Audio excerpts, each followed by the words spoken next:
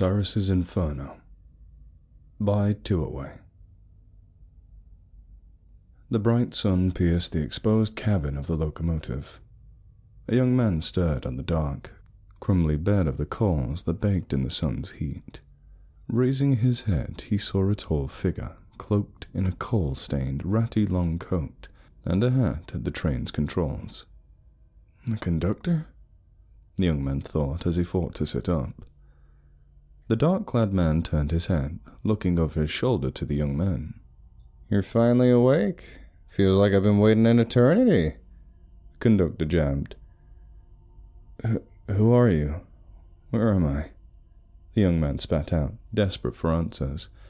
Disorientation, confusion, and fear began to set in. He had no idea how he got here. "Both pretty obvious answers," the conductor began.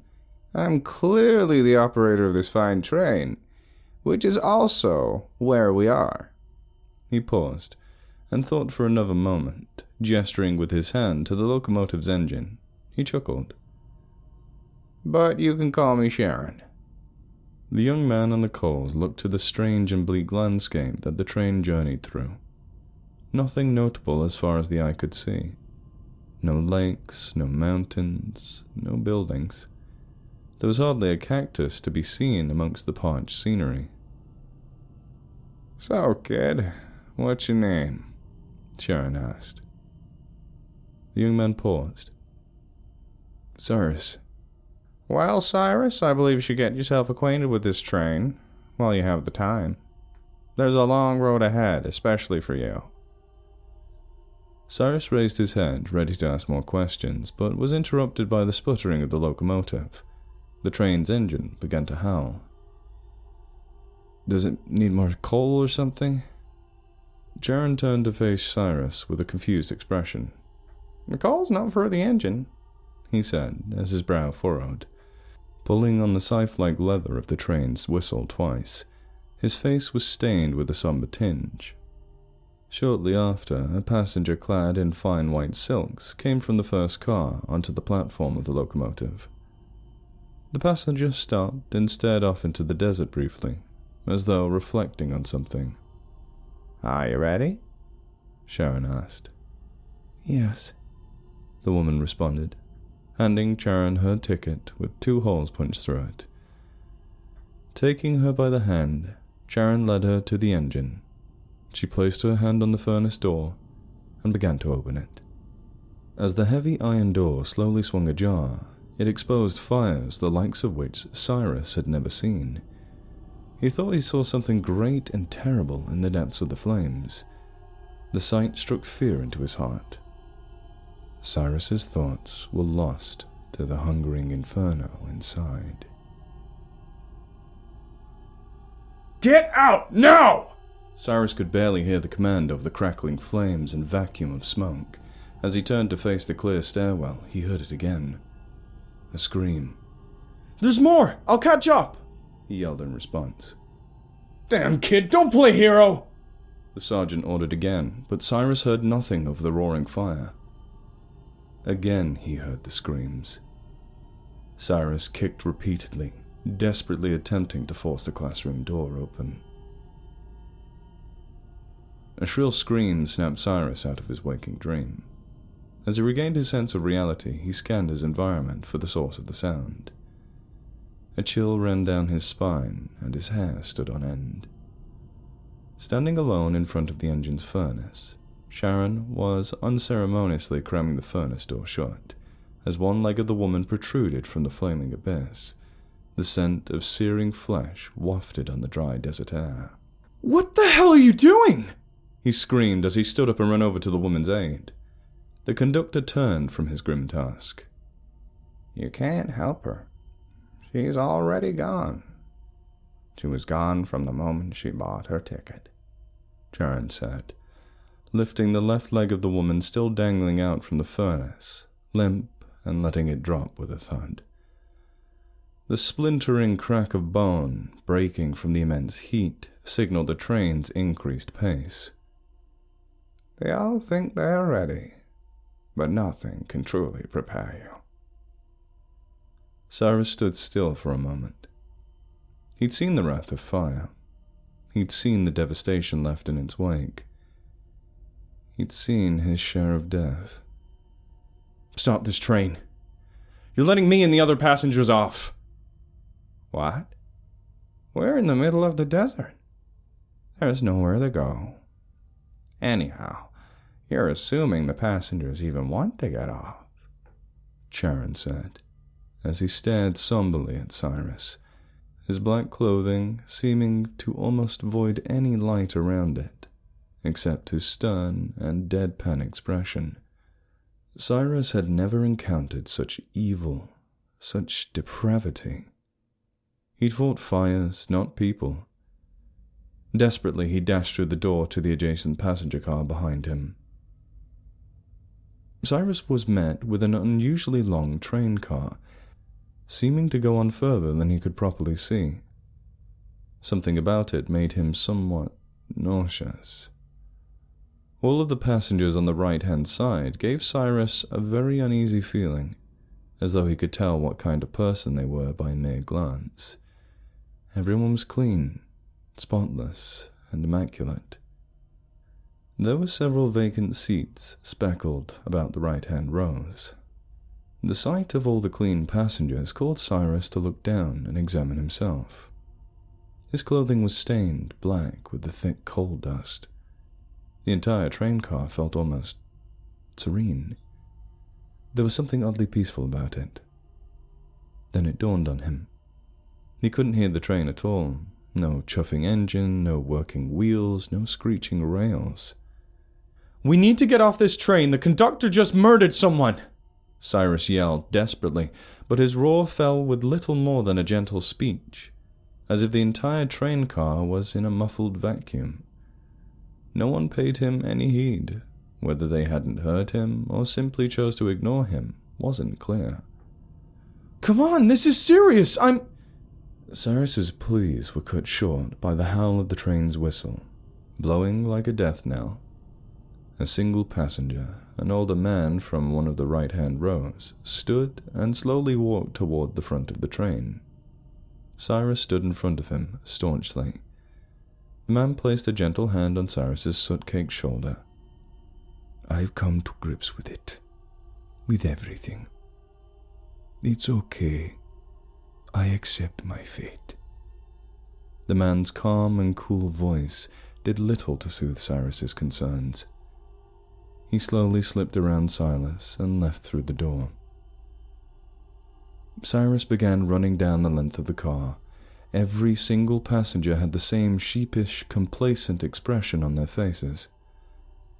He needed someone who wasn't docile, someone who could stand alongside him. Suddenly he found himself at the back of the car. All of the right-hand seats were empty. He saw a woman fidgeting in her seat. A pristine linen dress flowed beneath her agitated expression. "Excuse me, miss," Cyrus said, attempting to gain her attention. "I'm missing something. I had it with me, but I can't remember what it was," the woman mumbled to herself quietly. "I'm sorry, miss, I didn't quite catch that. What did you say?" I thought I was ready. I thought I had everything. Oh God, no. My baby. I don't have my baby. But I need to be here, at the front of the train. The woman's agitation began to turn into panic. Immediately, Cyrus feared the worst. Glimpses of the woman from earlier, her leg dangling from the furnace's mouth, flashed in his mind. Suddenly, as if answering his thoughts, the train began to accelerate again. Though the engine couldn't be heard, Cyrus felt the speed. He dreaded the thought of what happened to the man who went to the front. Maybe I need to go back, once we arrive at the destination? Or maybe I brought her. Maybe she's on this train. Will you help me find her, please?" The woman ranted desperately. Of course. Come with me, we'll find your baby." Cyrus reached a hand out to help the woman from her seat. Something caught his eye, and he paused, befuddled. Looking through the windows, he couldn't see anything. No desert, no landscape. All he could see was a thick white fog. "Miss, how long ago did we pass the desert?" The woman looked at him, confused. "What desert? Why do you want to find a desert? We have to find my daughter." "Right, okay. I didn't see any babies in this car." Before he could finish his sentence, the woman stormed into the second car. The first thing Cyrus noticed was that every light in the second car seemed to barely work. It was so painfully dim, he had to squint to make out anything. The pantry light coming through the large windows on either side of him illustrated the drab and dreary environment that the train was moving through. Some kind of swamp. At least we're out of that fog, Cyrus thought to himself. This car was less complacent than the last. The passengers were all quietly muttering. It seemed a little bit more lively, but not by much. As Cyrus's ears picked up snippets here and there of different passengers' words, he realized they weren't conversing. They were all talking to themselves.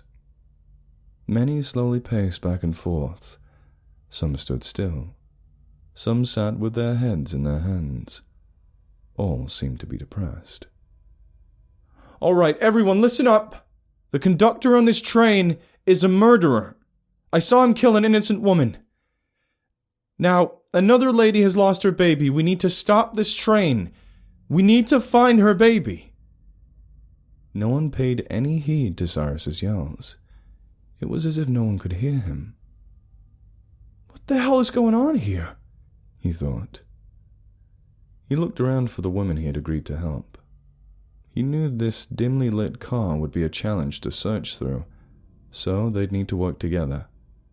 As he scanned the sullen faces of the passengers, he finally spotted her seat, staring out into the gloom.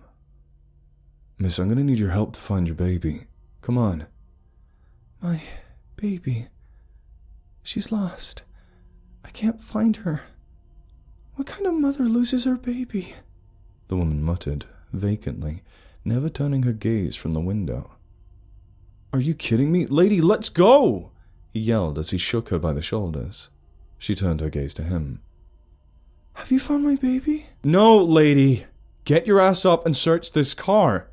I'm going to go to the next one and see if anyone there has seen your baby, okay?" Absently, she stared into Cyrus's face, before slowly nodding and standing up. Cyrus dashed through the crowd of listless passengers to the door to the next car. Looking back, his heart sank as he saw the woman standing still, staring into space, before ultimately sitting down once more. The third car was thick with smoke. It appeared as though it was some kind of lounge or dining car. There were luxurious emerald green cushioned sofas and recliners situated around the gaming and dining tables. For the first time since he had entered this train's interior, Cyrus didn't wonder if he was losing his hearing. It was very loud. Shouting, swearing, cheering, as if he'd entered a mid-1900s casino. The rich smell of cigar smoke, accompanied by leather and wood, seemed sophisticated, yet cheap. "What's your poison, chap?" A slender fellow wearing a suit, about 2 sizes too big, beckoned to him. No thanks. I'm not here for fun." "What's going on here?" Cyrus asked, eyeing the environment. "What do you think, kid? This is the best part of the train." "No, I mean this whole train. Where's it going? Where'd it come from? You're the first person here to actually speak with me directly." "What the hell's going on?" Cyrus interrupted. "Listen here, wise guy. First of all, don't cut me off. Second, any other info here is going to cost you. Ain't nothing in this world for free." "What do you want?" "You came through that door? From towards the front of the train? Well, that's where I gotta be, see?" the slim man said as he leaned forward over the polished oaken bar. "What? Don't you work here? You're serving drinks." "Kid, look at you. If anyone's an employee, it's you." Cyrus couldn't refute his laborer's attire, caked in coal dust. "I don't know if you get it, kid, but this train ain't like no other. This ride's both free and the most expensive ride in your life." "It's bleak over there. Everyone's morose and quiet. You're probably better off here. I'll decide where I'm better off, see? I gotta find a way to make the conductor let me off this damn train. Make him a deal or something. Where are you gonna go? There's nothing out there. Take another look, Nimrod. There's buildings all around. Looks like a shithole, but there's gotta be someone out there. Cyrus peered through the small oval window to see a decrepit and derelict cityscape. Ruined buildings, cracked roads, dead trees. Like a town that had been snapped clean in half. What if I've been going about this all wrong? The man began to muse. What if I've been living a terrible life? He approached the door to the second car, gently slid it open, and went inside. Cyrus began to wonder if this wasn't all some kind of surreal dream. If so, what was it going to take for him to wake up? As the clamoring continued to rage on, it grew to be a little more than Cyrus could take. He squeezed through the crowds of gambling, arguing, and drinking strangers to finally reach the door to the fourth car. As he wrapped his fingers around the door's handle, he could feel a strange warmth. It stirred memories. He pulled open the door to be met with a scene of anarchy. The fourth car was a violent scene. Screaming, shouting, humanity at its worst. The only lights in the grisly scene were from the raging flames outside the windows. Cyrus was halted, overcome by traumatic memories. Cyrus finally kicked open the door to the small classroom. Fires raged around him. The smoke began to thicken as he watched the hungry Inferno's rapid growth. Desperately, he scoured the room. Hello? Where are you? He scanned the room in search of the scream's source, but found nothing. No one. He was alone. Turning back to the door, a large portion of the ceiling in the hallway fell. He was trapped. Choking on the growing smoke, he got low to the ground. Hacking and coughing, he fought to maintain consciousness, but he was failing. His vision began to fade. The intense, raging heat of the fires felt like a dull warmth. Then he heard the smashing of glass as a powerful jet of water came streaming through the window. Salvation? As he faded into unconsciousness, he thought he could see a figure cloaked in a ratty, soot-stained overcoat. Abruptly, Cyrus was shook back to reality once more. A pair of large, fat hands gripped his upper arms and throttled him violently. Hey, asshole, I'm talking to you! The overweight and hairy man screamed, small flecks of his spit landing on Cyrus's face. Cyrus examined the man, who could only be described as gorilla-like, before pushing him back, freeing himself from the gorilla's grip. Panicked, heart racing, and still fueled by the fight-or-flight instincts of his traumatic flashback, he turned around and raced back into car 3. Cyrus turned, pressed his back to the door, and fell to the floor. Panting and drenched in sweat, he looked to the gaudy lounge in front of him. No one took notice. Then he saw something that caused a pit to form in the depths of his stomach. The scene outside the window was the familiar dilapidated cityscape, as when he left this car. But the fourth car had appeared to be moving through a fiery, hellish land. Something very wrong is happening on this train, Cyrus thought to himself. Determined, he walked over to the bar, grabbed a small glass that hosted a dark brown liquor, and gulped it down. It tasted of rum, but through the adrenaline he felt no burn. Cyrus ignored the cacophony and stormed back to the fourth car, ready to face his own personal hell. Walking through the threshold was like entering another world. Chaos didn't do justice to the scene that Cyrus bore witness to. Attempting to ignore the engulfing flames outside of the train car, he fixated on a man lying on the ground, having the daylight beaten out of him by a short and surly woman. It was hard to tell if the man was unconscious or dead. Taking a few steps forward, a familiar thick-fingered fist landed outside of Cyrus's head, knocking him to the floor and putting a distinct daze into his mind. He looked up shakily to see the gorilla man standing over him. Cyrus noted the man wore a bright, fuzzy purple suit, the caricature of a pimp. Before Cyrus could attempt to stand, the thick brass base of the cane was planted into his chest, pinning him to the ground. "How the hell did you get through that door? How'd you get it to open?" the brutish pimp demanded. As if delivered by an angel, an old wooden chair suddenly came crashing down over the pimp's head, causing him to fall to the floor beside Cyrus, reeling in agony. Cyrus never saw where the chair came from or who brought it upon themselves to use it upon the gorilla's head, but he wasn't about to waste time finding out. Racing as fast as he could, Cyrus, still addled from the previous hit, deftly managed to maneuver around one conflict after another. The din was deafening. Cyrus wondered how this car even stayed intact. Finally, after shifting around a man repeatedly punching the wall, Cyrus made it to the door. Without hesitation, he yanked it open and dived through. The door slid shut behind him. Cyrus raised his head to look around. A strange, weightless feeling seemed to take a hold of him. He saw nothing in front of him, just a vast white expanse. He looked down, and there was no ground. He was floating. Turning his head in every direction, he saw nothing but white.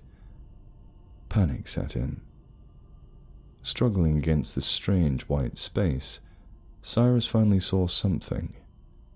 A massive red shape, almost incomprehensible in nature, went flying past him, rocking the entire strange dimension. "What is this place?" Cyrus screamed.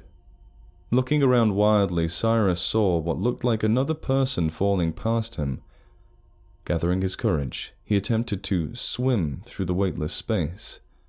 To his surprise, it worked. Swimming as hard as he could, he caught up to the person and began falling alongside them. "Where are we?" he asked the plummeting passenger. "You're not real. None of it's real. This isn't happening," the man said as he clapped his hands over his ears and squeezed his eyes tight, before slamming into a surface that wasn't there. As he looked at the corpse in horror, the passenger's eyes opened, and he began to fall once more. Other passengers began to gradually come into Cyrus's focus. All throughout this massive white space, there were people living out scenes on repeat, ad nauseum. It was as though there were clips or scenes skipping and replaying constantly, often gruesome and violent. You'd take the previous hellish car of rage over this. Far in the distance, he saw a tiny rectangular shape. Hoping against hope that it was the door leading to anywhere but here, he swam over to it. As he got closer, he realized it was a shop counter. Behind it, there was a young woman counting change. "Hey, what the hell's going on in this place? How do we get out of here?" he yelled to her as he swam over. 57, 58, 59, she continued counting. "Lady, hey!" Cyrus yelled. The woman snapped out of her numerical trance and lifted her gaze from the cash box, staring meekly at him. A strange realization seemed to wash over her. "You're not a customer, are you?" she asked softly. "No, I'm trying to figure how the hell we get off this train." He paused. It's not like there was any way to tell they were on a train anymore. "Did they punch your ticket?" the woman asked, holding up a small piece of paper with a hole in it. As Cyrus stared at her, then into the woman's face, he could see the barely concealed signs of significant abuse on her face. There was no amount of makeup that could cover that damage. My boyfriend had 2 holes punched in his ticket. He got real angry and then he left. I haven't seen him in so long." "He left? Where'd he go?" The young lady turned her head, staring at a familiar sliding door floating in the vacant space near them. There's no way in hell that was there before, Cyrus thought to himself. He said he was moving on. Done with me. Done with this place. I hope he's okay. She turned her gaze back down to the register somberly. Hey, I'm sure you're better off without him. He sounds like a dick. Did he do that to you? Cyrus gestured to the bruising on her face. She placed a hand on her face, and a surprised realization washed over her. Slowly, she began to wander over to the door. He did this to me? He did this to me. I need to get to the front of the train. She placed her hand on the door. Be careful, lady. I watched the conductor murder someone in this train, and the next car you're going into certainly is dangerous. Don't get hurt, or worse. She paused, hand on the door. Get hurt? She released the handle and walked back to the register. 60, 61, 62. She continued counting. Lady, what the hell? Cyrus yelled. Turning her gaze up to meet him, she replied. Oh, sorry. You're not a customer, are you? In frustration, Cyrus clapped his palms over his face. I'm not doing this again. Good luck, lady. Cyrus swam over to the door, slid it open, and pulled himself through the threshold. Finally, Cyrus thought to himself with relief. Back to gravity. He stood for a moment, eyes closed, with his feet planted firmly on the metal grate below him. He was definitely back on the train. He could feel the momentum. He opened his eyes and... darkness. He scratched his head, closed his eyes tightly, then opened them again. Pitch black. Looking to his feet, he could see the small metal grate on which he stood. He was on a balcony outside the train. There was a guardrail.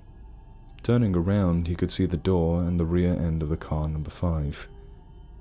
He had certainly reached the end, but there was nothing beyond the train. As he stared out into the void, he noticed the one thing that could be seen outside the train. The rails. As far as was visible, the rails on which the train traveled stretched on endlessly into the pitch-black void. I try to avoid going through the cars if I can. A familiar voice was heard from above. Cyrus turned to see the conductor, Charon, on top of the 5th car looking down to him. It's far too easy to get wrapped up in people's petty squabbles and lifelong dilemmas. It's important to let them sort themselves out. The rest is up to the train. Why would I listen to you? You're a murderer, Cyrus retorted. Sharon released a heavy sigh. I suppose you'll get desensitized to it all. Those who lived a selfish, cruel life belong in the fires of that engine. Eventually, they go willingly. Sharon stared off into the darkness. If you want more answers, come with me. He gestured towards the small metal ladder leading to the train's roof. From the top of the train, Cyrus saw it all. Or rather, nothing. The void went on eternally, save for a small yellow light in the distance. Somehow, despite the lack of light, everything was clearly visible. What's that light in the distance? That light, good sir, is the final destination. The walk across the top of the car seemed strangely short, like it didn't properly equate to the length of the cars from the inside. Cyrus had so many questions, and he was determined to get answers. As they descended the ladder at the front of the train, Cyrus couldn't help but peek his head into the first car. There were no passengers left, lining the right-hand rows. All of the left-hand side was full. Did they all... Cyrus trailed off. Did they all end up in the furnace? Charon finished for him. Yes, they did. When they were ready, it's where they were destined to end up. What happened to the desert, the marsh, the ruined city? What? Listen, we've only got so much time, Charon interrupted. Choose your questions very carefully. Or would you rather I just fill in the blanks for you? Cyrus nodded. This train is the harbinger of lost souls. I don't know who built it, and I don't care anymore. For now, this is my ferry to the afterlife. Cyrus furrowed his brow. So everyone on the train? Dead. And you? Me? Cyrus whispered. Honestly, I don't know for sure. We're somewhat different. Cyrus put a trembling hand to his forehead as he tried to digest the news. So the fire in the school. I never made it out, did I? No, you did not. The engine began to gradually wind down, and the cadence of the train slowed. You're not going to shove me in that furnace, are you? Cyrus asked nervously. Charon chuckled and removed his soot-stained hat. No. We have enough momentum to make it to the end. The glow of the distant yellowish light grew stronger. Moments later, the train came to a stop. The platform looked somewhat rustic, if not altogether unremarkable. Other than the train platform, a few benches, and a small shelter, there was nothing else in the eternal dark void. Cyrus went to take a step down, but Charon grabbed his shoulder. Hold on there. Passengers first.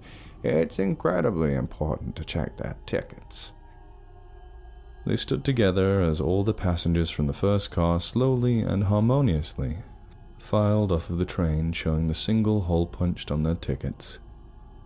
As if entirely reinvigorated, the passengers lost their placid demeanors and looked truly at peace the moment their feet landed on the platform.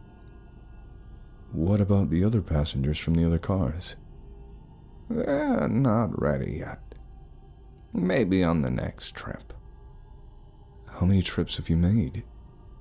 Charon looked surprised, as though it's not something he'd ever thought about. Not sure. This is my last trip, though. He hung his coat over the rail and placed his hat on Cyrus's head before stepping down to the platform. I've been on this train for as long as I can remember. I'm not sure who or what I was in my life. Cyrus filled with dread as he began to clue in. So then who's going to run this train? Didn't you wonder why only you could move between the cars freely? Why the passengers look to you for answers? I've done all I can for you, and I hope that letting you explore the train would serve to groom you. I see, Cyrus said, trying not to panic. He turned to the door of the first car, left ajar. He saw the right-hand rows, once more filled, recognizing the pimp from the fourth car amongst them. The train, as if on schedule of its own, slowly began to chug. The piercing whistle echoed in pure darkness. What if I refuse? Cyrus yelled in desperation. Your alternative fate is worse than the engine's flames, Charon responded. One more piece of advice, so listen closely. Cyrus strained to hear, trembling where he stood. A pit formed in his stomach as despair sunk in. Whatever happens, do not stop the train, Charon yelled as he faded slowly into the darkness.